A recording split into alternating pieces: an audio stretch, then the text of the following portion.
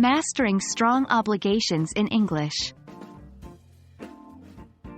Hello everyone. Welcome to today's English learning journey.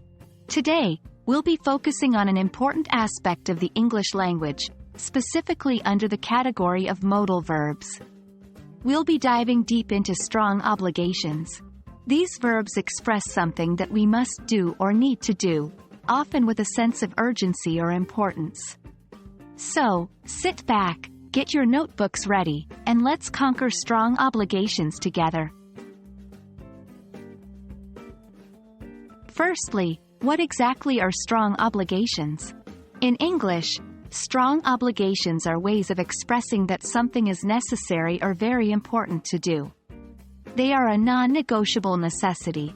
In English, we often use modal verbs such as must, have to, or need to express strong obligations. I must finish this report by tomorrow. You have to take your medicine twice a day. We need to clean the house before the guests arrive. Each of these examples shows a high level of obligation, something that is considered essential or very important to accomplish. Now, let's break down each of the three modal verbs we commonly use to express strong obligations. Must. Must is a very strong modal verb that indicates necessity, urgency, or obligation.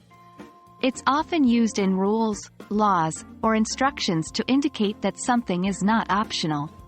You must wear a seatbelt while driving.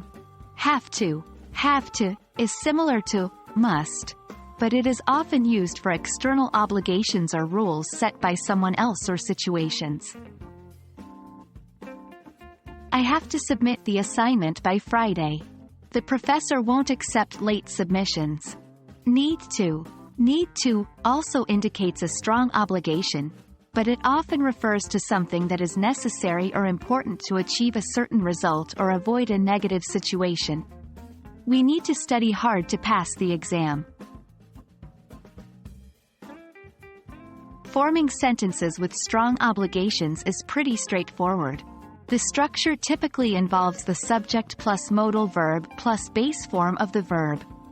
She must read the instructions carefully. They have to pay the bills before the due date. You need to pack your bag for tomorrow's trip. And that's a wrap. We've just explored strong obligations in English, what they are, and how to use them. It's crucial to practice using these modal verbs to express strong obligations as they are an integral part of daily conversation and written English. We hope this video has been helpful and given you a better understanding of how to express strong obligation in English. Keep practicing, and we'll see you in the next video. Happy learning!